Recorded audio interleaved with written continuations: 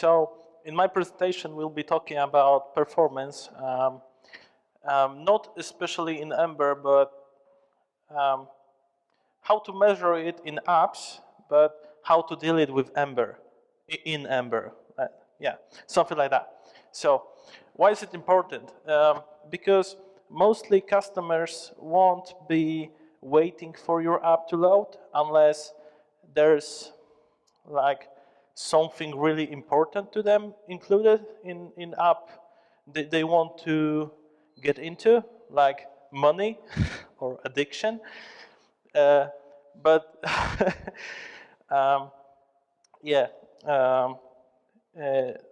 that's sadly the case, because if they were to try your new app that you advertised on some other website or something, and they clicked on it and it started to load, and it like took too many seconds, they would like, oh, okay, there's a red cross button, I click it, and let's forget about this app. So yeah, it leads to something what looks pretty much like this. I made a GIF. So there's you, a developer on the left, who's trying to catch a user, and he tries to drag the user under your very slow application, and that is a problem for us developers. So with great power comes great responsibility. Those are big words, and I mean with this statement, I mean that, as I said before, customers won't be waiting, and if they won't be waiting, then your advertisements on your website won't be displayed, won't be clicked on, so you're losing money. Like it's stated here, Amazon found that if their pages were too slow to load, they'd lose a lot of money, and they're counting in billions. So that's really a problem. And also, optimization is important as well, because Google will prioritize your app at the very top of the list when your app is fast to load. So I am Bartłomiej Dudzik, alias Bob Imperator. I had no, at the time of creating this presentation, I had no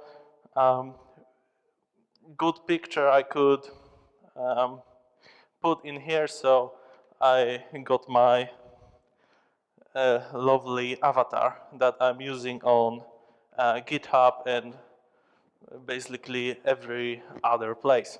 And I'm an ember.js developer. So what to measure? Load time is the time between the initial request and the browse and load event, and that's when you provide your browser with a domain you want to go, it sends a request to DNS server that lookups your website, and it then redirects you to the website that user provided. Yep, I've got some notes here. And then you get the copy of the website. And the load event is also a thing that's fired after the very first response you get from the DNS server. And first byte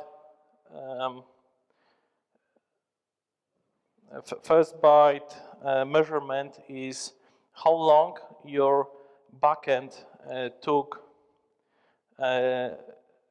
to send you the first response your app will use to render the content. So the start render event is, the start event measurement is the time until the browser starts painting the content. That's pretty much straightforward.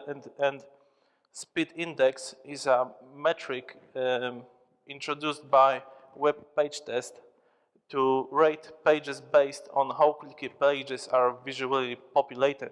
And that means speed index is time in milliseconds in how much time your app is being populated, and how much time your app takes to render your DOM components, elements. And DOM elements metric is how many DOM elements there are on your website. So there's also document complete metric that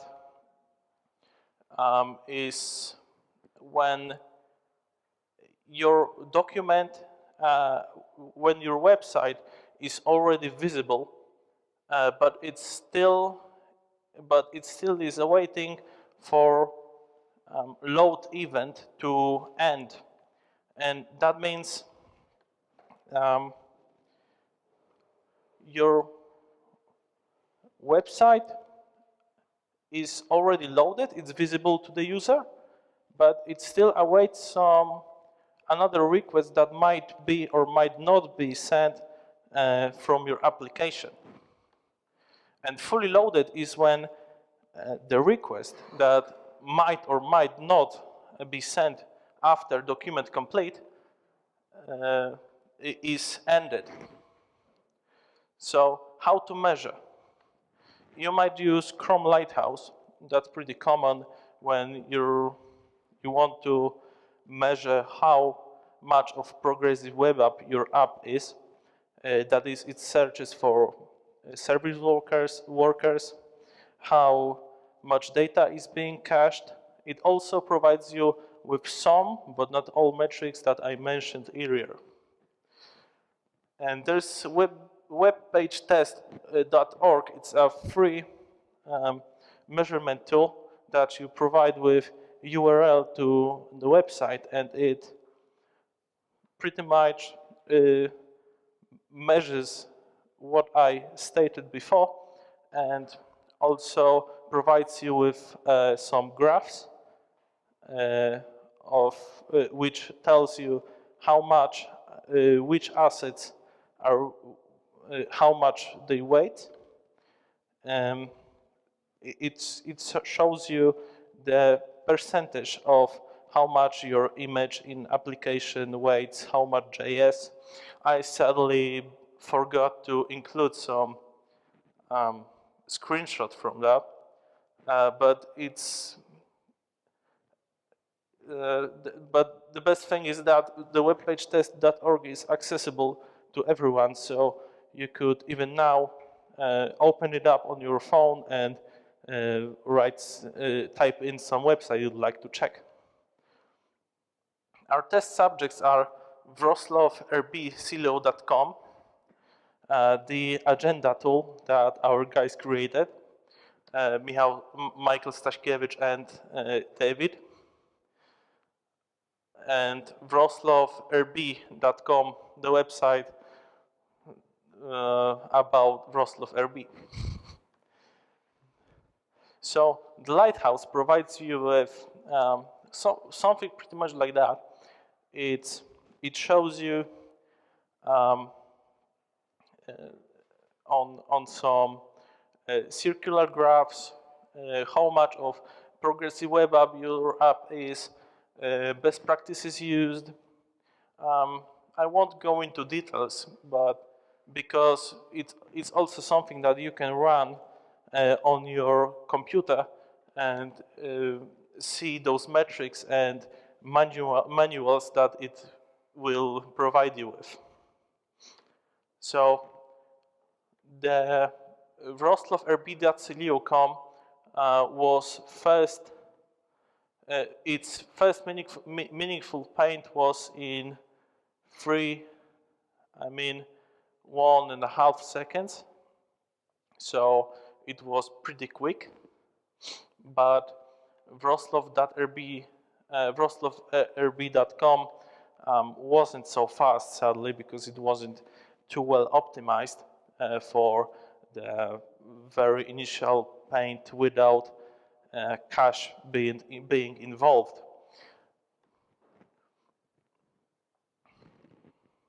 And also, I've created my own fork of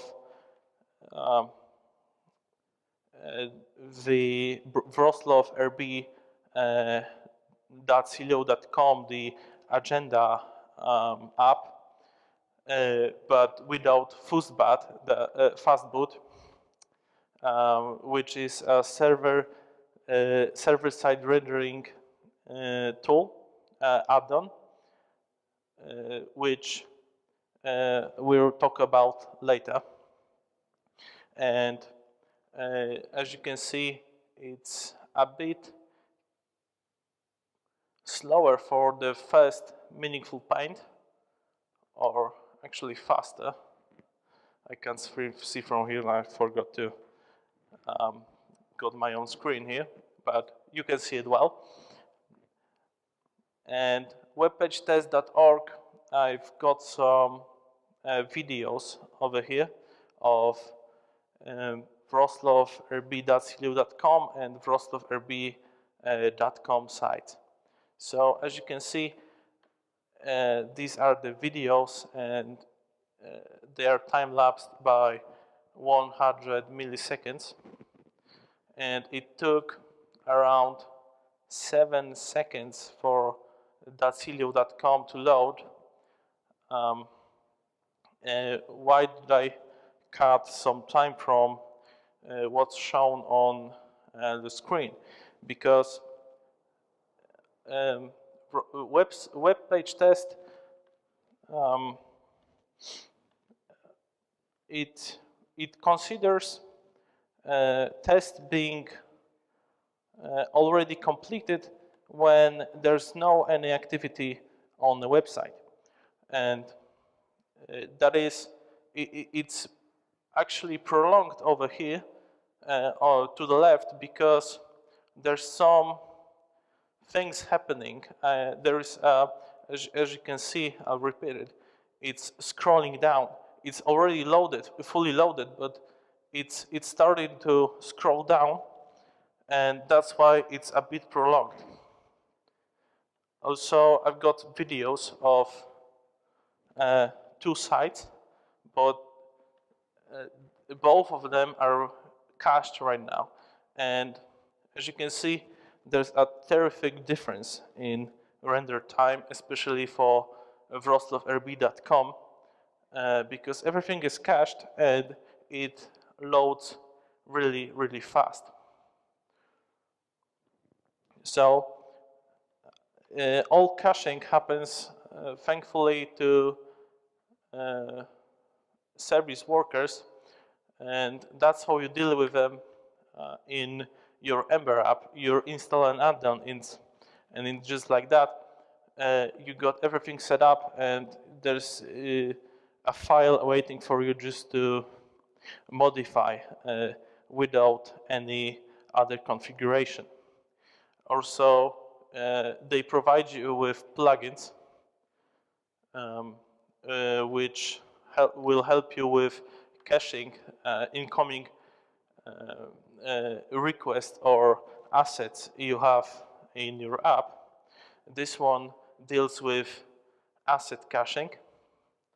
The second one, cache fallback, is caching your you request you ask for to be cached, and there is a few other, and there's a cache first.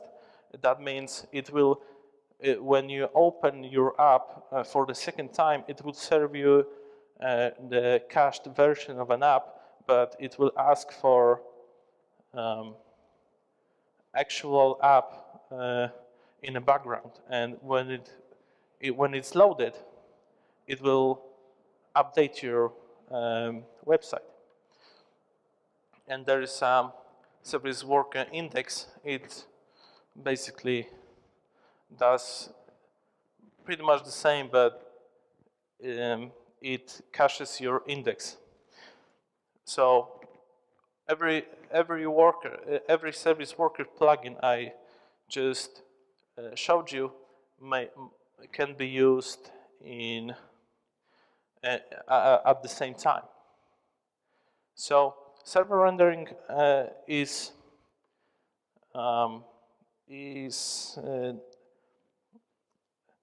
good for your app because it's not you as because an app is HTML is not being rendered on your computer, but it's being rendered on the backend, and backend sends you the HTML, and it then you just have to serve it. You got it rendered. You just have to serve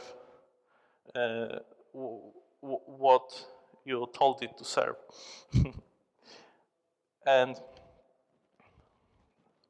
there's also Broccoli concat analyzer. It by running this tool, it's pretty straightforward to use. You can see how much your libraries you installed weight, and you can consider if you really need them. And in some cases, you could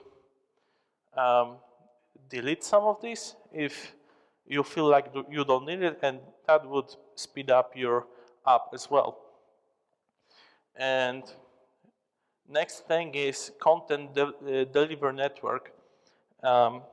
You could, for instance, upload an library to content delivery network, and what that means is by uploading an library to CDN service, it will it will try to serve your customers the library at the same latency over all the globe. For instance, we're in Poland right now, and if we want to access a website that's being served in New York, that would take tremendous amount of time, but like 2000 milliseconds. So it's 2 seconds for just an library to load. But by using a CDN, you can minimize it to under a second, because CDN is spread all over the world, and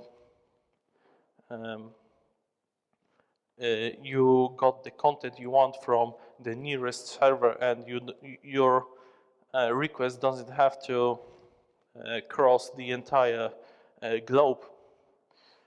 And for the summary, we've talked about the measurement tools. That's Lighthouse and webpagetest.org. Service workers in Ember, but it doesn't have to be just an Ember. You could go to Mozilla website, which is really well documented, and get it working on your own site. That's not created in Ember. The server-side rendering, the static HTML, and that's a fast boot. Document states, I think I forgot about it. I'll just return.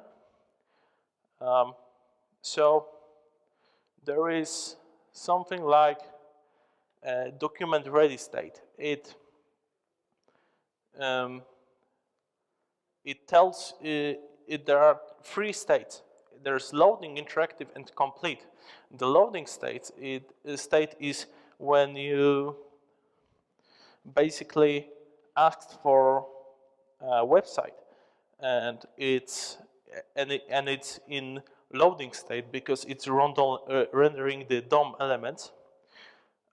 There's a second state. There's a interactive state that means that your DOM elements are already rendered, but it's still downloading the assets. It needs to look it. It needs to make your app look good, like images or CSS. And there's a third state.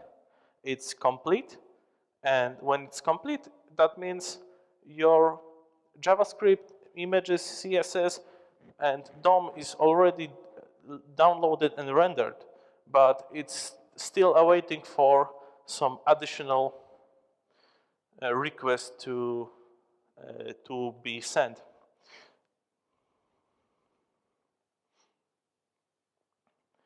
Yeah, and there's Broccoli contact, and we talked about Broccoli concat analyzer, the one that shows you how much your libraries weight, and CDN. And there's also a beheading jQuery topic, and I'm glad that I didn't really focus on it because every other guy that was here standing talked about it already. And you got some links to articles that will help you get rid of it, and some other links that I used to prepare this presentation. Thank you.